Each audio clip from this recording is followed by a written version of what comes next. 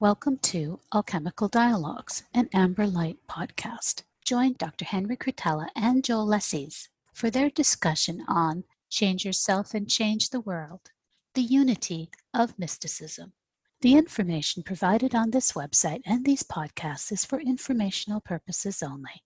Nothing on this website and in these podcasts is intended to be a substitute for medical, health, therapeutic, diagnosis, or treatment. The opinions expressed by the guests in these podcasts are not necessarily the opinions of Amber Light International and anyone associated with this organization.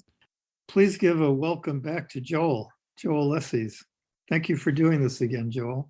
It's my great privilege and honor, Henry, to see you again and to see everyone again. Yes. If people don't know Joel who are listening to this, he's a friend of mine. We've been hanging out for a few years around Rochester. And he was originally from Buffalo, and he's a poet. He was previously voted Buffalo's best poet. He founded Western New York's Ground and Sky poetry series, which is now online, but in person, it's in Rochester, New York. It used to be in Buffalo.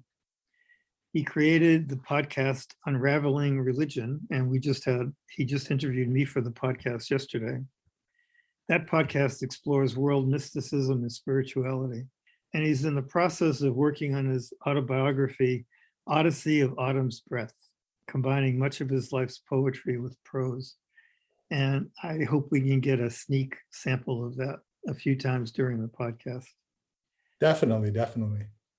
So when we were talking about today, and it's so obvious that your heart is into poetry, but we were talking and, your heart is really in spirituality.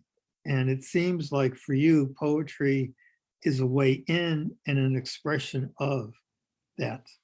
And I think we'll get to it. You also, are so involved in how spirituality is expressed in other ways, a reconception of mental health issues and how that dovetails with people's lives and their spirituality. So as we were talking, we really started to discover we really wanted to talk about how it all hangs together. The outer experiences that we are into and our inner experiences and different ways that comes together for each of us. For you, it's in an art form. Yeah. Can we start by talking a little about this inner and outer? We entitled this the Change Yourself and Change the World, the unity of mysticism. I'm going to be very forthright in saying it's what holds all these aspects together. And I say it with a measure of thoughtfulness and hopefully some humility. I am the vehicle which holds these things together. And so it is the reason for my incarnation, if you will, that the purpose, I feel it's no idle secret that I feel it's the very reason for our incarnation is to walk a path of care and kindness and wisdom. But we're thrown curveballs and we're thrown garbage and we're thrown a whole host of things that we cannot see coming. And so how we make sense out of that is the full totality of, I feel for me, why I've incarnated, to make sense out of what was senseless or chaotic. And as to the inner and outer, I think it touches on that. When we change ourselves, we think that there's an inner and outer, but really it's a direct effect of there is no inner or outer. When I change myself, I change the world. It's like saying, what is nature? Well, our body is nature. There's no place that we go to that's nature. The very breath is the bridge that fuels this body that is nature itself. There is no distinction between outer and inner. And I think when we talk about the unity of mysticism, the great confounding element is like ego or identity, that somehow I am separate or don't belong or have to figure this out. And it's confounding, but I don't know that that's true, that we need to figure it out. We need to live it. We need to experience it, but I'm not so sure we need to, quote unquote, figure it out. So you bring up a really interesting point, and you said it right away. And I'm so excited about that. It's you. It's each of us. You qualified it. You said, I'm going to be very forthright, and I hope I'm doing it with humility. We are fed this misconception that when we say things like that, it's our ego, our limited small ego. And how dare we say something like that? Right. And, you referenced it at the end of your introduction. We have some curveballs. Yeah. And it's our attachments and our habits. Yeah. Those are things that can get in the way. Yeah. But by and large, we're incarnated. So David Spangler, who a lot of us are studying lately, his group has coined the term incarnational spirituality. That for him, if I understand him correctly, the very fact of incarnating is a spiritual experience. So we're here for a purpose, and it's not just to learn your lesson karmically, or it's not here to go to school. It's here to be the eyes and ears of the universe, to contribute to evolution. Yeah. And to find our place of service within that, because ultimately, ultimate reality or God, the age of God, whatever you want to name that, however you want to express in words that the ineffable, what you can't really express, it is selfless in nature. There is no self there. So like, if we're created in the image and likeness of it, then the meaning of life is service, is to serve, because it serves us. It only knows giving. It only knows what it can offer.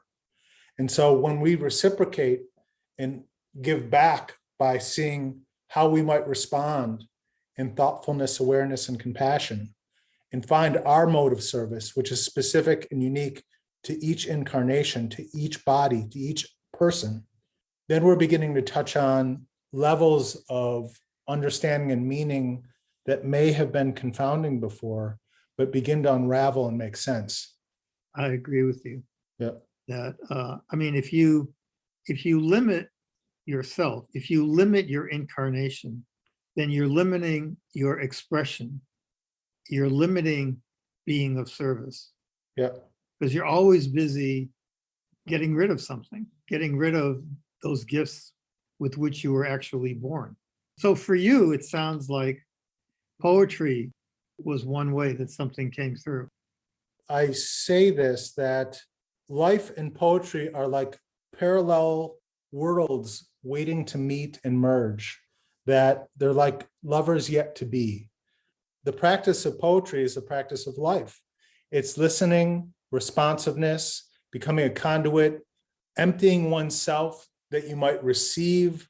This is a whole nother aspect, that like ego versus a vessel, that ego has its place, but like as our capacity to dismantle ego or work on it, and it doesn't have to be eradicated or shattered.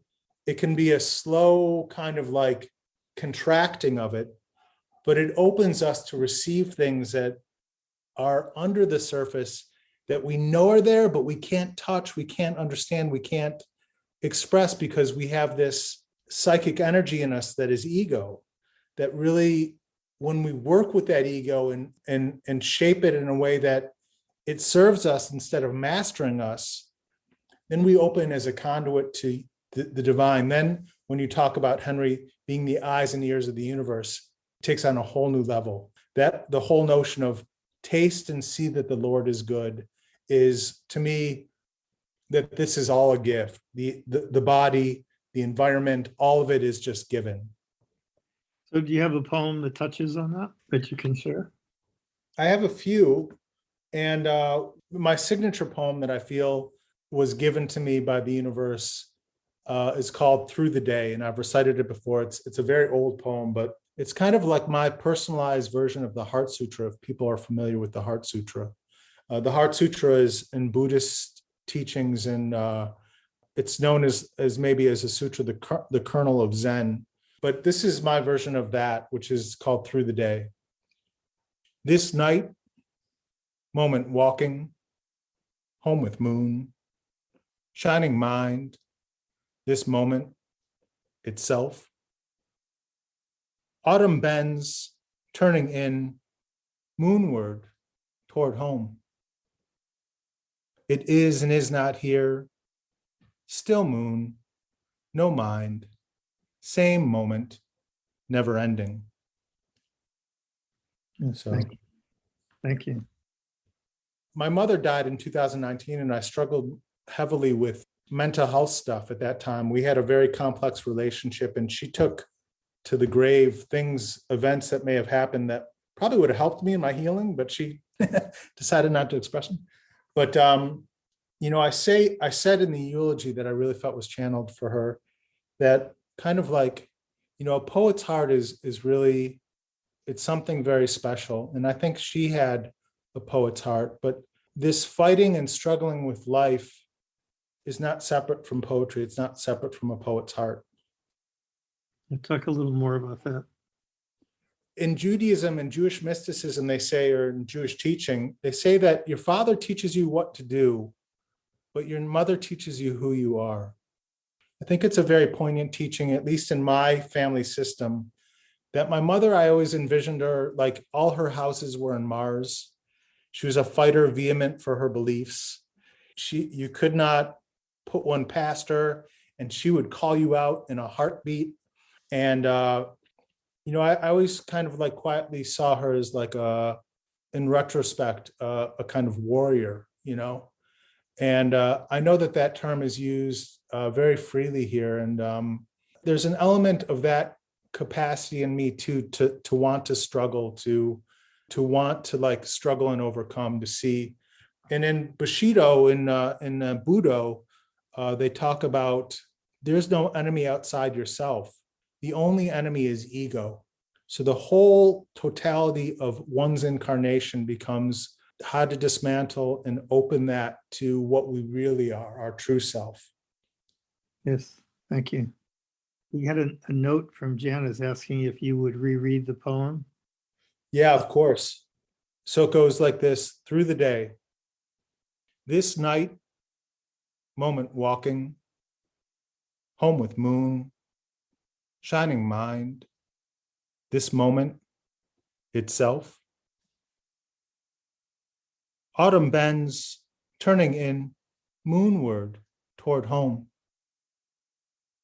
It is and is not here, still moon, no mind, same moment, never ending.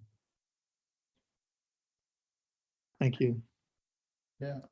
Is that going to be in your autobiography when it's published? Yeah. It's, for me, the writing is really, it's taken the place, I say in the dedication, I dedicate it to two beings. I dedicate it to my earthly father and my heavenly father. And I say that it's the documentation, like recorded events. So I try to be so, as you know, Henry, there's this term, an accurate historian, just to be just so and accurate with what I have to glean from memory about events that have happened that were kind of cloudy. Yeah. In parts. So, yeah. Good. So you made a lot of spiritual references. You referenced your Judaism and Buddhism. I know you're involved as a practitioner. Can you speak a little bit about that part of you? Well, it's an empty snowfield, as my creative writing professor, Mage Reagan, once said. A poem is an empty snowfield. Life is an empty snowfield without tracks. In potentiation, choice, decision, every moment is fresh and clean. Every moment is an empty snowfield. And when we place a foot, it dissolves and disappears immediately. So Rebbe Nachman of Bratslav, the Hasidic grandson of the Baal Shem Tov, said, life is a very narrow bridge. The most important thing is not to be afraid. What the very narrow bridge is time, is this moment. The narrow bridge is the exact moment that we touch here and now. This is the bridge of life. This is the bridge of love. And the fear does come from thinking past and future, of worry and concern about what might come. In the fullness of this present moment, there's infinite opportunity and potential. And when we rest in it, we can just begin to touch or glimmer on that. Was your childhood religion Judaism? Were you really steeped in that growing up? Yeah, I was. I was raised Reform. I had all the rituals that a Jewish person has, including bar bat mitzvah, and I was raised in a Reform stream. But my mother was Irish Catholic, and upon reflection in my 30s and 40s, I began to understand how it led to an understanding of the validity of all the world's religions, all the world's traditions. The Zen master Dogen says there are many languages but one tongue, and I think that one tongue is expressed in poetry, but it's also expressed through every religious tradition. When did you start dabbling in Buddhism? Yeah, so I'm very open about the fact that I had repressed memories in high school, and I had difficulty, and it fueled this question, which I feel is like a universal. The universe gave me a koan, like an illogical question, which was, what is the matter with me? I had had these very difficult experiences, lost contact with the memory, and something in me knew that there was something not congruent, and so I was like, well, what is the matter with me? And so I went to Israel after college, after studying English literature at Kent State University in Kent, Ohio. And it was there that I really began my spiritual searching, that a friend had sent me the snow leopard. I was reading about world's traditions. I was studying Torah and Talmud. And when my friend sent me the snow leopard, he sent it because he was into nature and conservancy. And I took that, and it was it's a pointed, beautiful expression of Matheson's understanding of just life and Zen. So it was really that blew the doors and windows out of my mind. And it took me a long time to figure out what was going on with that spiritual awakening. It took me probably decades I think that I still work with, that was when I was 24. I still work with understanding, and it's changing my place and relationship with that experience. So have you studied Zen Buddhism more formally? I live across from the Rochester Zen Center. To study Zen is really, as Dogen says, it's to study oneself. And so Zen comes from the Sanskrit dhyana, which means meditation. And it migrated from India to China, where it became Chan, CH''A', Chan. And there are 6 patriarchs of Zen in China. And then Dogen brought Zen Chan from China to Japan, where it became Zen. Zen literally is from the Sanskrit dhyana, which just means meditation. So it's a mind-only school, or Bodhidharma was trying to reform what he had seen in Buddhism is, at that time, getting back to the original message of what the Buddha taught, which was essentially meditation. We were talking yesterday when you were talking with me on your podcast about finding your own path. Yeah. So how did you integrate Buddhism with your commitment to Judaism?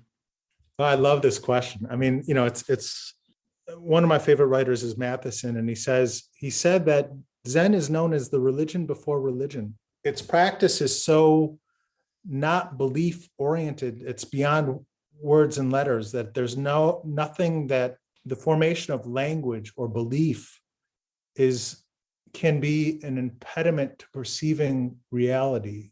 And yet, when you see reality, you can express words and letters appropriately. So what does that mean? What is that, right? It's a good question. So because it's the religion before religion, it fits nicely. And I have like copies of the Ethics of Our Fathers, the Ethics of Our Fathers, which is the Talmud, which deals specifically with ethics in Judaism. And the rabbis sort of like mashing out the teachings, the written portion of Judaism, the Torah, the Bible, and mashing out, what does this really mean? What are the lessons that we can glean from this? And that's the Talmud. So like, I see it all as just sort of like a vast collection of wisdom that I can access now, I think. Yeah. With let me just say this, with Zen being the direct experience of what I am, Zen is what is ultimate, what is real, is nothing that can be touched. Yeah, I love that. Thank you. So this must have influenced your podcast, Unraveling Religion. Yeah. That's a great name. I've always loved that. So what are you unraveling when you're unraveling religion? I think when I began, I just think that there's so much misconception about religion because it's been placed in the hands of people who loved power over the message of love in religion. And so people who wanted to utilize it as a chess piece have kind of disembodied it from its inherent place in our hearts. Like the message that not only is God love and loves us, but our relationship with it or her or him, it doesn't exist outside ourselves. It doesn't exist in some book. The revelation of God, revelation of God is impinged by our ego. But when we work to dismantle that, and ego does have its place, Henry, as we've talked about. But when we work to dismantle that, we see clearly that the originator, the orchestrator of all this, as I've said before, is selfless and giving. And the lessons are hard, and so it's confounding. And the lessons are painful, and it's confounding. And the lessons hurt, and we lose, and we have grief, and we have loss, and we have trauma. And yet through this, there's something very beautiful that happens in the struggle that transforms each one of us. And that's, I feel, the reason why it's given. The reason why struggle is given or obstacle is given is as a growth facilitator. So what you're unraveling is the constraints that religions put on themselves. Well, yeah, that they put on themselves and they put on people, the general population. Yeah. The dogmas and even the techniques, maybe. You know, when you were talking about Zen, I have a little exposure to Zen, but not a lot. It's always struck me as being somewhat technique oriented. But in the other traditions I've looked at, including in psychology, by the way, not just spiritual traditions, technique is the way to get to an experience. Mm-hmm. And there's more than one technique. I've grown to believe that part of the challenge and gift is you can form your own technique. I couldn't agree with you more. Yeah. You use whatever is out there. So I grew up Roman Catholic and started to have difficulty with it probably in high school, but especially in college. And then was kind of agnostic, and then probably got into a little bit of shamanism, and then into Buddhism, Tibetan Buddhism, not Zen. And even that is an example, the difference between Zen and Vajrayana Buddhism or Tibetan Buddhism. Someone told me a story once that there was a monk who was in a Zen monastery, and the monastery offered their monastery to a Tibetan group to host a convocation with the Rinpoche. So they turned it into a Tibetan kind of monastery, for the weekend or whatever. So the Zen monastery was sparse and bare. If you ever seen a Tibetan celebration or monastery, it is colorful, noisy, full of tankas, an altar, a throne. And the story was that the Zen monk kind of like peeked into the main room and just gasped and said, oh my goodness, So it's like they can both get you to the same place, but I'm not even sure anymore. So when I started Sufism, and I bought this for a while, it was like, make a commitment to this path, because if you have your feet in two canoes, you'll just fall into the water. You need to stay with one path and one canoe. And I bought that for a while. Mm-hmm. And that is just not my nature. No, it's not. I know you. Yeah. And it's like, no, I can form my own canoe. I know when I'm going around. Well, I don't always know when I'm going around in circles.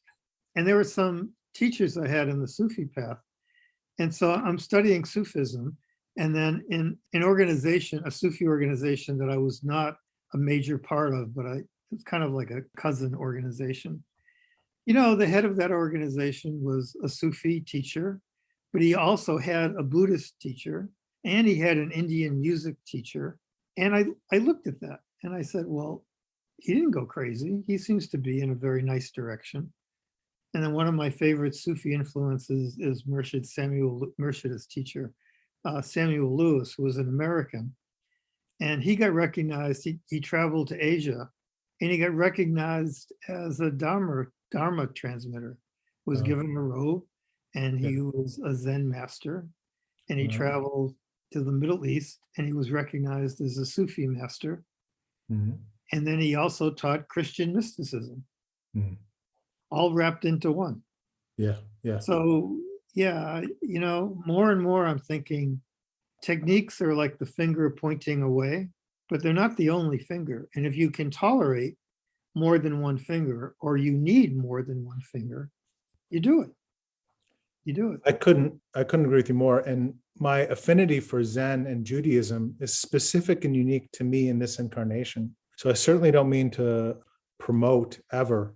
Promoting, as I understand it, is antithetical to both Zen and Judaism. I'm not seeking to promote it. I mean, I hesitatingly talk about it because we're here and it makes sense, but the affinities, the karmic affinities of spiritual paths are unique to each of us.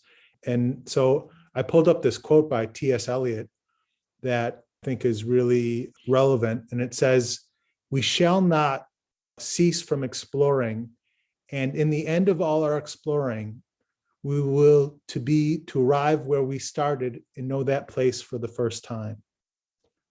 Yes. So let me read it one more time so I get it right. "We shall not cease from exploration. And in the end of all our exploring, we will to arrive where we started and know that place for the first time." Yes. He's talking about the empty snowfield. He's talking about what Rabbi Nachman of Bratslav was talking about, that this moment appears and vanishes, but it doesn't really vanish. There's a timeless quality to it that is the bridge for our experience here as a human being. Yeah. And I'm told in the golden century, whenever that was, there were rabbis that were Sufi leaders and Sufi peers who were heading synagogues. Yeah. It's not what a lot of us think now, that they were always fighting with each other. I'm fond of saying these days, a mystic is a mystic is a mystic. Yeah. And you come to the same place at the end. You just go there by a variety of roads. I want you to recite another poem for us. Sure. Yeah, I'd love to. A poem that would be relevant. Oh, this is sweet. Yeah. When I had my time in Israel after college, I volunteered in different capacities. And one of the ways that I volunteered was in a kindergarten. And so on the last day of my volunteering there, this poem came. And when I say I try to be an accurate historian, this is exactly what happened. And it just came out in this poem form. And when we say the word gan, G-A-N, gan, means literally in Hebrew, it means garden, but it's also a gan is a kindergarten. So it goes like this, gan or garden in a kindergarten in the Middle East. Tree rooted in past, present, future, in a field of children seated. They pop up like tulips and shake their sunlit petal heads toward me to toss their arms around my neck so gently they leave no trace. One after another, these are the little treasures expressing the great secret. That is so sweet. That is so sweet. Yeah. Can you read that once more, please? I'd love to, yeah. Gone in a kindergarten in the Middle East. Tree rooted in past, present, future, in a field of children seated. They pop up like tulips and shake their sunlit petal heads toward me to toss their arms around my neck so gently they leave no trace. One after another, these are the little treasures expressing the great secret. I'm so glad you read that. That really touches my heart. Yeah, thank you. Yeah. Before we move on, a question came in. What's the difference between Rinzai and Soto Zen Buddhism? So Rinzai and Soto Zen, it's actually, Bodhidharma from a from India to China. And then there was the northern and southern versions of Zen in China. One school was the sudden enlightenment, which they would practices that would shatter and open someone to reality in a moment's notice, and like just like a thunderbolt. That's Rinzai. Rinzai, as I understand it, that's Rinzai. That it's like a sudden awakening. Soto is the slow ripening over time, and both have their place. It's like many things that complement one another. The Soto school it was made famous by Shunryu Suzuki in Zen Mind, Beginner's Mind. He was a disciple of the Zen master Dogen. And Rinzai is, I think it's koan laden and has different practices to like really precipitate that shattering, that awakening experience. So one is a slow ripening and the other is like a sudden school of enlightenment. Thank you for explaining that. And like anything else, you might think you're on one path and surprise, you're on the other. Yeah. I know of people that are on slow paths and then they have an experience and they're shattered. And some people try to have a shattering experience, but it's a slow burn. Yeah. So yeah, you can think you're on a path and do what seems to suit you, but St. Paul did get knocked off his horse with a bolt of lightning.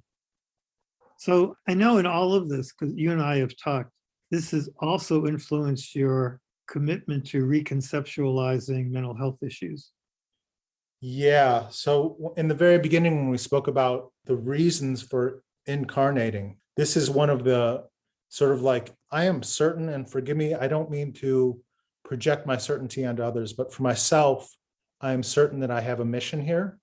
There are things that must be accomplished by me that I've sort of as a soul contracted to do. One of them is to re-envision or revision our understanding of mental health and mental health distress. And it's becoming more and more prominent as we get more and more disconnected from ourselves through technology and through city life and through just the ways in which we value commodity and the dollar over human kindness and compassion. And so all these things make us sick. They cause stress and they cause distress. And when it's pronounced enough, it becomes pathology. But one of the benefits of that is that, I've been thinking about this in terms of capacity of a soul to hold suffering. They used to refer to Gandhi as Mahatma, a great soul, because I think, and I've thought about that, and I've thought, what does that mean? And I think it's the capacity to hold suffering and manage it and make sense out of it and translate it into wisdom and then offer it to the community. A soul that isn't as adept at holding its suffering sometimes lashes out and causes problems. And we see it pervasive in the trial in Kenosha. All throughout our culture, it's riddled with people who cannot master themselves or hold their difficulties within themselves is management.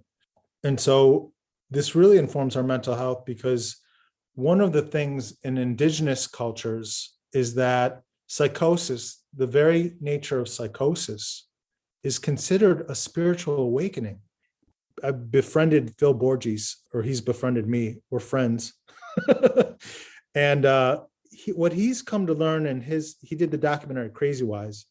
And what he's learned is that what he expresses to me is that it's a sensitivity that oftentimes very, very, very artistic, sensitive souls have so much distress that they break and they have to reorganize themselves and recalibrate and evolve. And this is a precipitous factor in doing that is psychosis. And so it reimagines our view of really what mental health is. It's not pathology in the sense of like, yes, there is pathology there. And of course, it needs to be managed and treated sometimes with medications appropriately. But there's another side to that coin, which I want to express, and I feel so called to do so, that it really is about an existential angst or a spiritual question, an existential question that is being answered in the process of the psychosis itself and its resolution, which sensitizes people to realms and aspects and beings that may not be perceived by someone who has not had psychosis. Now this opens a whole Pandora's box of like, what is mental health? What is mental illness? What are spiritual gifts? And really, what is the experience of psychosis in the body? It's specific and unique to everybody. And not everyone who has psychosis is going to become a shaman. And not every shaman has psychosis.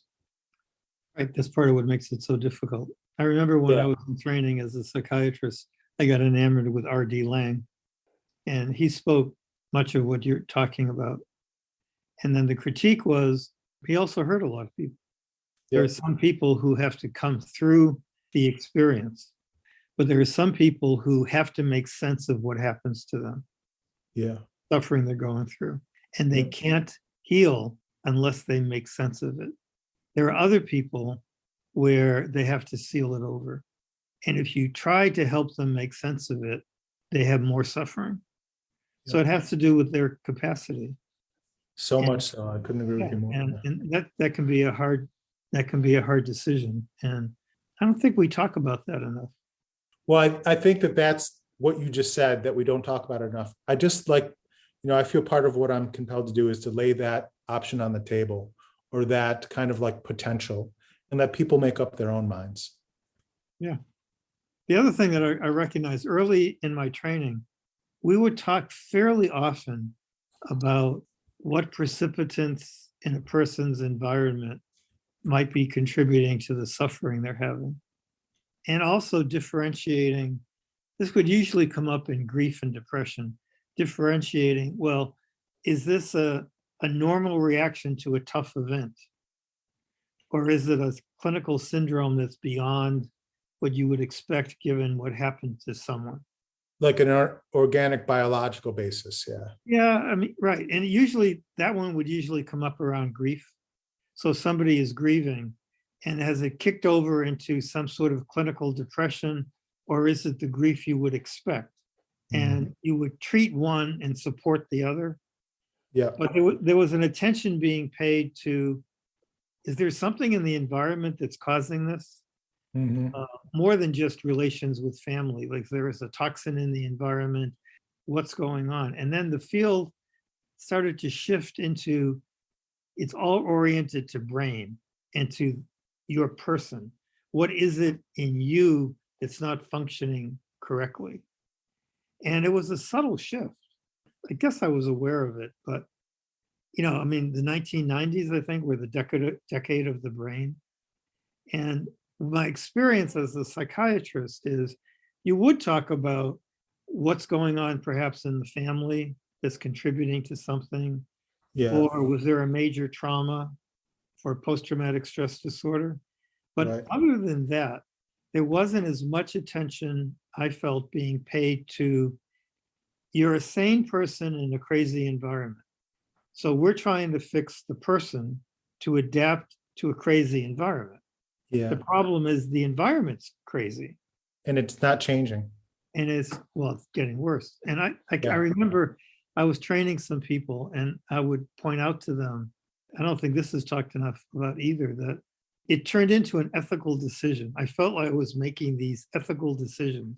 So I was treating a lot of kids because I'm a child psychiatrist. And most of my career was in public health, a little bit of private practice, but I was seeing kids who were in day treatment programs, and they had been through, by the time they got to see me, they had been through all sorts of stuff.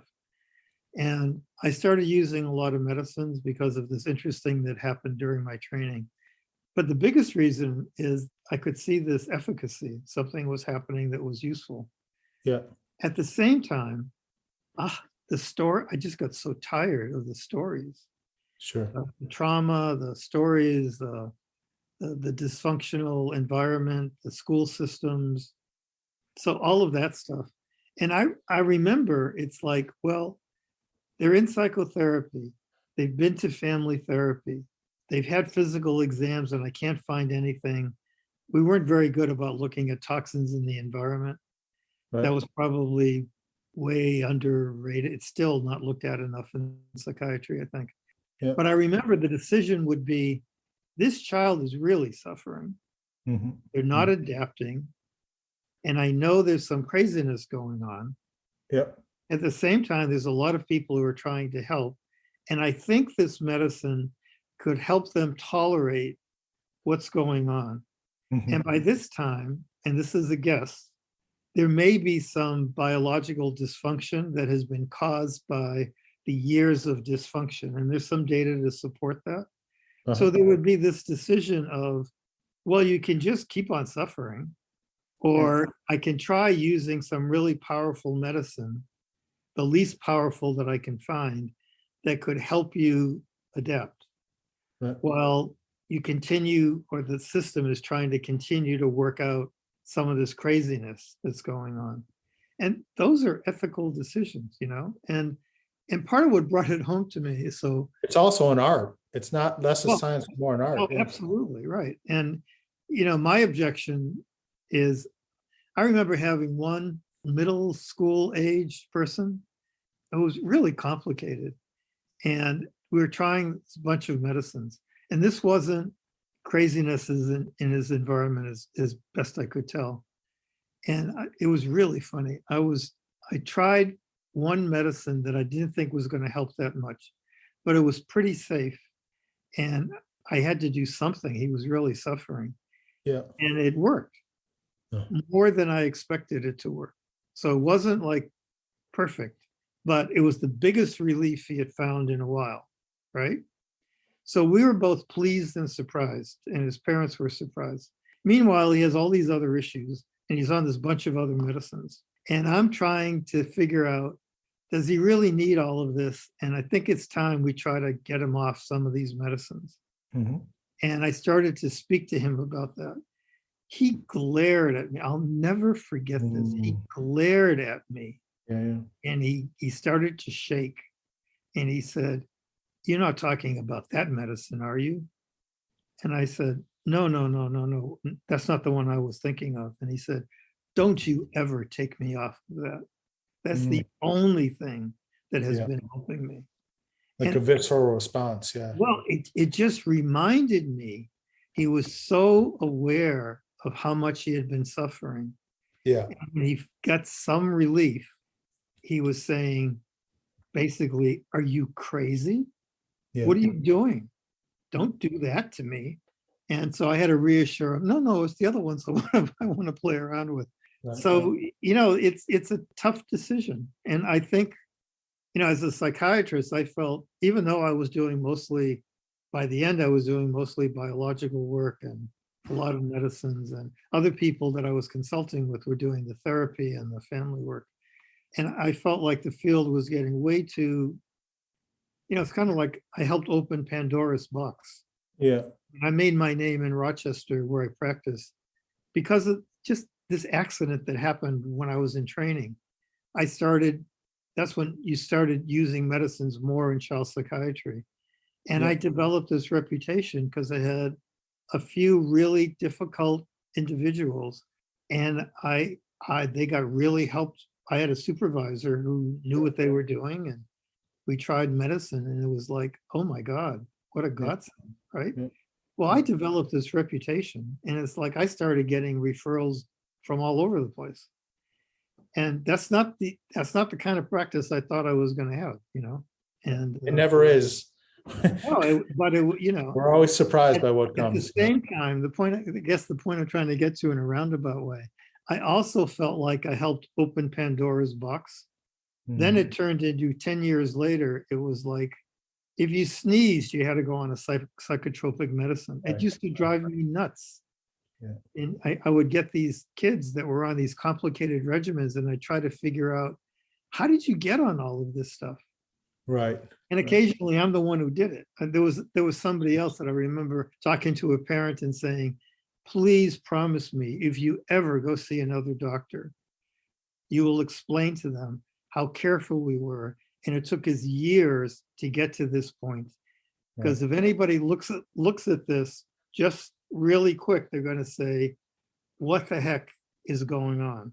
How could you possibly be on this combination?" And the person laughed and said, "I know, it's just, so it's not as easy as it looks on the outside, maybe." And I think all the things Practice of psychiatry, yeah, the practice of well, psychiatry. just thinking about mental health issues and I think, in the Tibetan culture, illness itself is always in direct proportion to how community is disconnected from nature.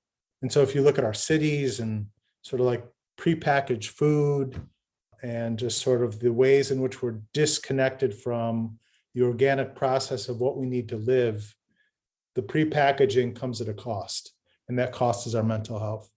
yeah, I think the way society thinks about and treats people has a lot to do with how much suffering there is. So you're right. In other cultures, people are more accepting. Yeah, very much. Yeah. I mean, if you have aberrant behavior or behavior that's not within the social contract, or this talk today is about change yourself and change the world, the unity of mysticism. And yet we're not really taught or given the tools to go inward into ourself to find the language and experience of who am I and what, I have this body that does amazing things, but like, what's the motor that drives this? We don't generally tend to look at that. And I think that one of the messages that I'd love to convey is that by introspection, meditation, contemplation, and prayer, you really can come to a new understanding of yourself that really does begin to affect the world at large. Yes. So this is a little bit of a tangent, but Kathleen and I have started to watch the first season of a series called Astrid. Does anybody here watch that? We get it on Prime Video, so it's a French series. And Astrid is a autistic person, and the actress really does the actress is not autistic, but she does a really good job. And so this person has this gift, and she has all the social awkwardness that autistic people often have. And so we're most of the way through the series, and the emphasis is on what a gift she has. So yes, she's awkward and she's rejected early on and made fun of by some people, but her gift is so special and she's so helpful. So a little bit like, if you probably watched the American series Monk. So Monk has OCD, but because he's so compulsive, he sees all these details. Her gift as an autistic person is she has this photographic memory, and she can put puzzles together that nobody else can do. Yeah. And she has an interest in criminology that came from her family. So she found somebody who recognized her gifts, and she's learning to make friends. And one of my favorite parts is they have a group session of autistic people who are getting together in a support group. And they're talking about how crazy neurotypicals are. It's like, how do you deal with these neurotypicals? Because they never say what they mean. I never can figure out what they're talking about because they don't really, they're not telling me what they want. So I answer them and they take offense, and they take offense so easily. And it's just a riot, And so, yeah, I think part of what I like about it is when you find an environment or a culture or whatever that can not just tolerate you, but actually works to find out what's coming through that's a service, going back to where you even started in the beginning. Yeah. What a gift. Yeah. Yeah. And so do you have to treat that person? I don't know. If you want to get rid of her gift, why would you want to do that? I think I really appreciate your commitment to, and you said as you were talking about mental health issues, yeah, people are suffering. This is not meant to, oh no, you just have a gift, so you should suffer. Sometimes it has to be managed, and you have to help people suffer less if you can. Certainly true. I mean, the treatment or non-treatment, I don't address, but the process and the re-seeing of psychosis as maybe a potential spiritual opportunity and a potential gift, I do want to introduce and put on the table. Yeah. Yeah. So we're coming close to our end. So do you have a poem you'd like to wrap up with? Yeah, I always like to give the backdrop of the story behind a poem just quickly. I had my own mental health struggles with repressed memories, and I was in the hospital. And, I've talked about what is the matter with me as my own Zen koan. The universe gave me that koan. But when I was in the hospital, I met a woman, ZQ, and she had dissociative identity disorder, which is always based in trauma. It's the fractured aspects or dissociated aspects of one's identity. So ZQ has 16 identities in all.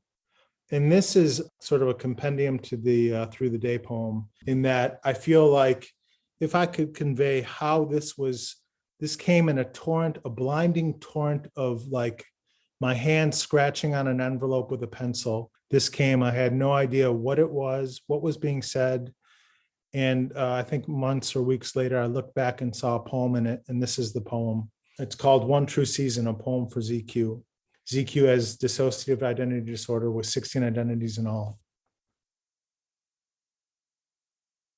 Within, many in the dance, tree, fall, leaf, spirals still in air. Between toes curls greens and yellows grass, the sound of clouds moving in the water. 16 and 1 and 1 and 16, what are names but labels? And through us, wind forms of things. Air, tree, leaf, sky, water. Winter ground, summer ground, spring ground, and autumn ground are just faces of the earth, circling the sun, circled by the moon, just like you. Split the sky with a shriek to find the one true season that does not change. Oh, thank you. So we look forward to your autobiography coming out. Odyssey of Autumn's Breath. Yeah, I've been working on it pretty diligently, and it's a way I can make sense and offer to community the harsh lessons that I feel or hope no one ever has to learn. So when does Ground and Sky meet in Rochester? It's the first Wednesday at 7:00, the first Wednesday of every month. So it meets 12 times a year. It's 7:00 at Before Your Quiet Eyes. The premise of Ground and Sky is there's no mic, no list, and no podium. It's just organic roundtable discussion of life and poems, and we just share. And it's my attempt to build sacred community here. There's a question on, do you talk on Zen or poetry in your group? There's nothing off limits in our group. Our group is generally, it's held in a very sacred, kind of like trusting environment, which is really cultivated by each member. And there's not critique. We don't say, that's a shit poem. We support one another, and we see the good in one another, and we see the good in the poetry, because the authentic expression is always beautiful. The authentic expression of poetry in life is always beautiful. So yes, I can offer a Zoom connection, Janice, to you. So people who listen to this podcast when it comes out in a couple of months, they can contact you through that. Absolutely. I welcome everyone. All right, Joel, JOEL .Lesses, LESSES @gmail.com. That's correct. Yep. And you can get a link that way to the poetry. Is it just poetry, or do people read prose as well? Listen, all's welcome. Any expressive art form, you can bring a tuba, it doesn't matter. There you go. I like that. I'll take out my accordion. No, I won't. Beautiful. Yeah. So it starts at 7:00 at Before Your Quiet Eyes, Ground and Sky. The other thing I wanted to ask you about, I want to promote your podcast again, Unraveling Religion. Well, so Henry, you and I had a beautiful discussion yesterday. And if I could just tell the full story real quick, we had sort of like, we thought we wanted to like shape a topic, and it didn't, it didn't sit with me the right way. So like we went on a walk, right? And the proto title, the working title right now is On the Path, because you and I walked through a meadow and talked about how you were on the path. And I think these explorations of different kinds of spirituality, different beings that come onto the show they've transformed me for sure. As you've mentioned, they have for you in your own and alchemical dialogues. But it's about religion, mysticism, and psychology and spirituality, and how the different ways that manifests, So if people want to find it, they just go to their podcast streaming platform and plug in Unraveling Religion, and you should show Yeah, up. you can either type in my name or you can type in Unraveling Religion, and should come up. And if anyone has questions about it, please contact me. I never hear how it is received, so might be terrible. I don't know. Yeah, we ask people to also give reviews on. The only place that we have that gives reviews is Apple Podcasts, and I don't know if I think we've gotten one review. So I don't know, people don't, but I know people are listening to it. And Joel, we'll invite you back again if you're willing. Listen, our friendship when we record these talks is just a joy. It's a joy to see Really you is a joy. connect with you. Yeah. I appreciate it. Thank you. And thank you, everyone. Take care. If you find yourself enjoying our podcasts, please do us a favor and spread the word. Tell a friend about it. Give us a review on iTunes or post it on social media. If you or someone you know would like to participate in a future podcast, please connect with us through the Contact Us page. See our events calendar page for dates to our next live podcast recordings. We'd love for you to participate and ask questions. And be sure to check out Joel Leslie's podcast, Unraveling Religion, on your favorite podcast app. Alchemical Dialogues are live and unscripted conversations recorded on Zoom, brought to you by the great folks of Amber Light International, a non-profit organization co-founded by Henry Curtella, MD, and Kathleen Fitzpatrick, LCSW. We choose topics from our current social and cultural climate with an emphasis on humanism and spirituality.